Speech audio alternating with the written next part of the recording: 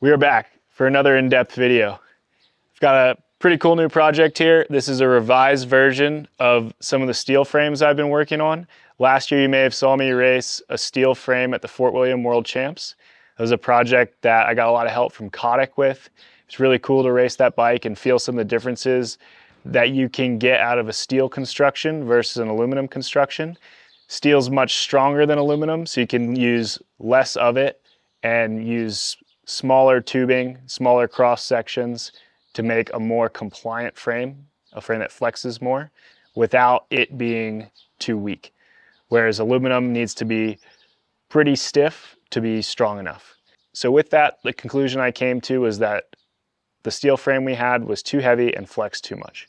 It was really nice in vibrations, but in high G-out turns, loaded berms, some big compressions, you're not always perfectly square when you're hitting them. You're always kind of offset. The frame would kind of wind up and flex too much. And I thought that I wanted it to be closer to the aluminum one and also lighter. So I reached out to my buddy Adam Proces. He helped me with this frame. He's done a lot of cool projects in the past. Really good fabricator and frame builder. And he had some cool ideas about how I could do that with steel construction. So it's pretty neat to go back to it a year later. This frame has a larger down tube, a smaller top tube, a 3D printed bend instead of a bent tube, and some revised gussets that all make the frame a little bit lighter than the one we were using last year, while making it stiffer laterally and hopefully retaining the compliance that it has vertically. So last year we used a 38.1 mil top tube and down tube, and the down tube was bent. And to try to make the frame stiffer at the BB, which I feel like the other frame was flexing too much there, in like a loaded berm, the frame wasn't giving you all the energy forward. To try to get it stiffer there, going up to a 44.5 mil down tube, and not bending the tube. Bending the tube seemed to weaken it a little bit. So we have this 3D printed bend here, which keeps it a lot stronger. So with that, the goal was to make the frame stiffer laterally. And then going down in tube size to a 35 mil top tube gave it, hopefully, a similar amount of compliance vertically. The frame now is also within 200 grams of my aluminum frame, which is pretty competitive for steel. Honestly, that's a tough thing to notice in the complete bike. 200 grams in the front triangle spread evenly through the front triangle. It's hard to notice. With this experiment, the geo is all the same as my aluminum bike. Uses the same chainstay and seat stay, same linkage. All the kinematics are the same. We're just isolating the material in the front triangle, and by using a different material, just changing the flex. All the tubes are 4130 chromoly, except for the down tube is a Velo spec air hardening steel.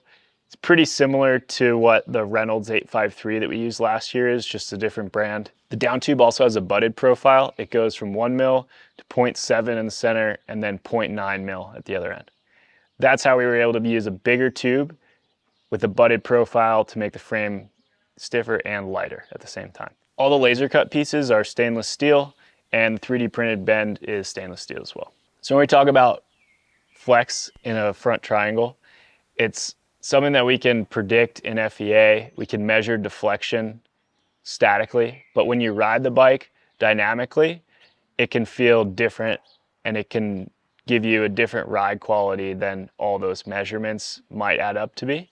It does some things really well. When you're hitting high frequency chatter, the bike just feels like it absorbs that stuff more. It damps the ride and it gives you a more comfortable, compliant ride in any type of high frequency bumps.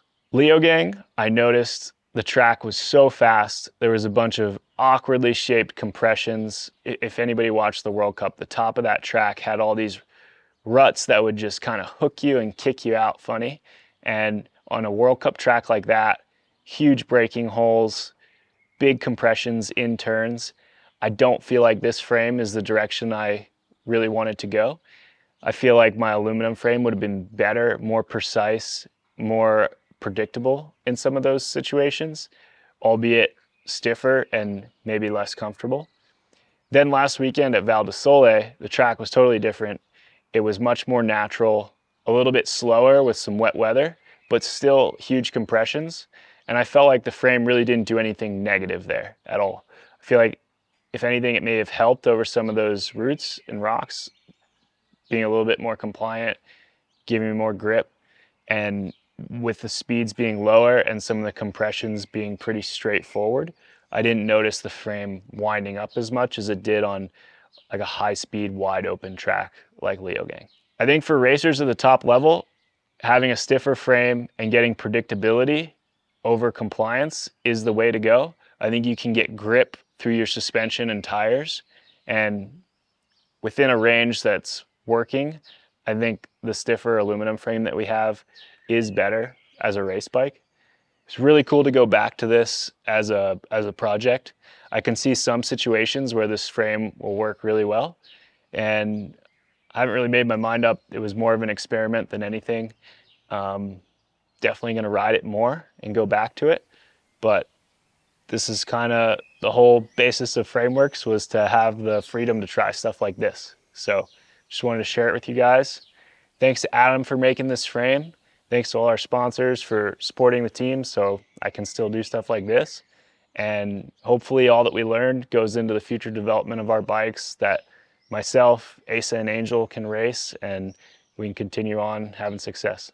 Huge thanks to Worldwide Cycleries for supporting all our videos. We have a landing page on their website with all the components we ride. I even did a little write-up about why we chose those components. If you're watching this, you probably mountain bike, and especially if you're watching this far, you probably mountain bike a lot. If you need new parts, if you go through Worldwide Cyclery to get them, that helps us. They support us. They sponsor our team so that we can come out and do these cool things. So yeah, support the brands that support us, and thanks to Worldwide for sponsoring these videos.